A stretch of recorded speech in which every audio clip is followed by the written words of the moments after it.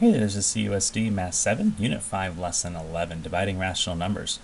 Okay, so here we're looking at division of rational numbers, both positive and negative. And yesterday's lesson was on multiplying, and so the same kind of principles apply when you divide as they do when you multiply. If the signs are the same, positive divided by positive or negative divided by negative, we end up with a positive solution. If the signs happen to vary, we have a negative and a positive, when we're dividing there, we're going to end up with a negative solution. So that's just something that we're talking about here, and that's how that works. So make sure you use those principles when you're solving the first four problems there to match those up. All right, let's look at number 5. It says find the quotients. We have several here. I'm going to do a couple, B and D. And so we have 22 divided by 0.2. All right, so what does that mean for us? Well, we're going to have a negative solution here. First, I have my cat walking into, hello, kitten. Oh, and that is Stevie G. Yep, he likes videos every once in a while. You can check him out. All right, so 22 divided by 0.2. And so another way of thinking about this is really, don't worry about the negative signs for now. This is 22 divided by 2. 0.2 is 2/10, right? So if you're thinking about that as multiplying by the reciprocal, that's 22 times 10 over 2. When we do the reciprocal of 2/10. I can reduce the 2 and the 22 to become 1 and 11. And then 11 times 10 is 110. And I want to remember that it's a negative divided by positive, so my solution is still going to be negative. Okay? So I can actually do that without even playing with the decimals at all. Yes, you could use a decimal method. You could say that it is 0.2 divided by 22, right? You could do that there and move the decimal over 1. We could take this decimal, move it over 1 space, and then immediately put it up top. And then say that 2 goes into 2 one time, 2 goes into this 2 one time, and 2 goes into 0 0 times, and you have 110, and it's still going to be negative. So both of those methods work. It's just sometimes it's pretty easy to work with fractions once you get used to them. So I would encourage you to keep working with fractions whenever you can. All right, and our last one here, we have negative 3 over 4 divided by 3, which is really divided by 3 over 1. And so when we rewrite this, we would have negative 3 over 4 times the reciprocal 1 over 3. And these 3's are going to cancel out or reduce down. With multiplication, we go straight across. 1 times 1 is 1. 4 times 1 is 4. Negative times a positive is a negative. So we have negative 1/4 becomes our solution right there. Okay? So that is the idea for that one there. For D. Okay, find the quotients. Okay, so again, more of the same thing, and we have some decimal numbers, and then we have one over here where they want you to remember to do what's inside the parentheses first. This has to be done before anything else. So remember your order of operations there. So this becomes really 36 divided by negative 3 plus 4 is negative 2. So 36 divided by negative 2, and then we continue. So do those, and you'll be good to go there. All right. Looking down, number 7. Miss Martin pays $2 a month for online banking at her credit union. What is the change in the balance of her account if she pays this fee for 6 months? Okay, so every 6 months she's paying $2, right? So it's like doing this. It's like every month 1, she loses $2.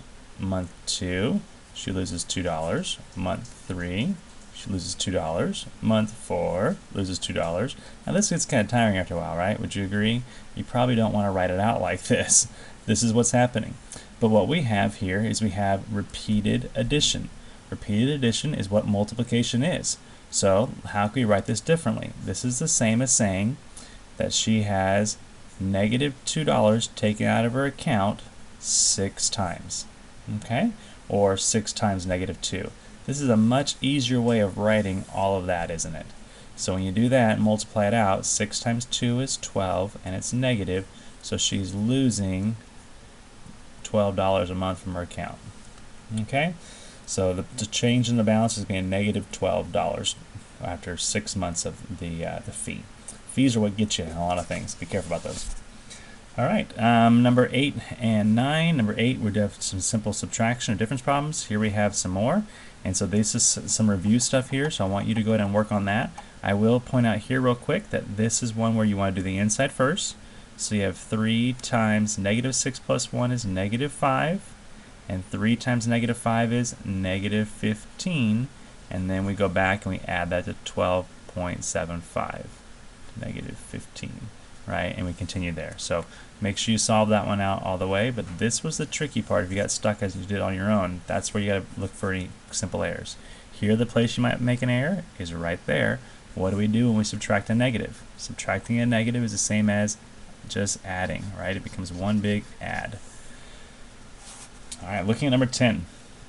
In the middle of the afternoon, the temperature outside in Billings, Montana was 0 degrees Fahrenheit. That's exciting. So 0 degrees. An hour later, the temperature decreased by 7. So at the next point, the temperature had a decrease of 7 degrees. An hour after that, the temperature decreased by another 6 degrees. So we're at another negative 6 degrees. What increase in temperature is needed to have the same temperature return to the original temperature of 0 degrees? So what we're saying here is, what is this amount going to be, and then what do we have to do to it, whatever that's going to be equal to, what do we add back to it to make it equal to 0? Okay, so 0 plus negative 7 plus negative 16 is going to be what? Well, that's going to be negative 13. So then what do I need to add or change by the temperature to get it back to 0? That's the question they want to know. What do I need to add back to it in order to get to 0? So negative 13 plus what number gets you back to the original amount of 0 degrees? That's the question. So I'll let you figure that one out because I've given you a lot of help there to look at that and figure it out. Number 11. Diego and Andre each wrote an equation representing the relationship between the numbers of people and the number of sandwiches ordered for a party. Diego said the equation should be S equals 1/4 P. Andre said the equation should be S equals 4P. Who is correct, and explain why? Okay, so this is a table. This is a good review from Unit 2, right? Often when we had our tables before, we suggested just putting our X and our Y like this on the table, meaning that this becomes our independent variable, and this becomes our dependent variable. Okay, so the number of sandwiches is going to be dependent because the number of sandwiches we order depends on how many people come. If nobody comes, I don't need any sandwiches. If one person comes, or if 4 people come, I'm going to need 4 people come, I need 1 sandwich. However, that's going to work out. So the sandwiches I get depends on the people. This number is going to determine what that number is going to be. Okay, so our Y is equal to our constant proportionality times the X. So we take a look at what we have here. We could look at this number right here, for example, and the Y value is 1 and the X value is 4. So my constant proportionality is found by figuring out what K is equal to. Well, what is K? To get K by itself, I divide both sides by X. So K equals Y over X. That's what we learned back in Unit 2.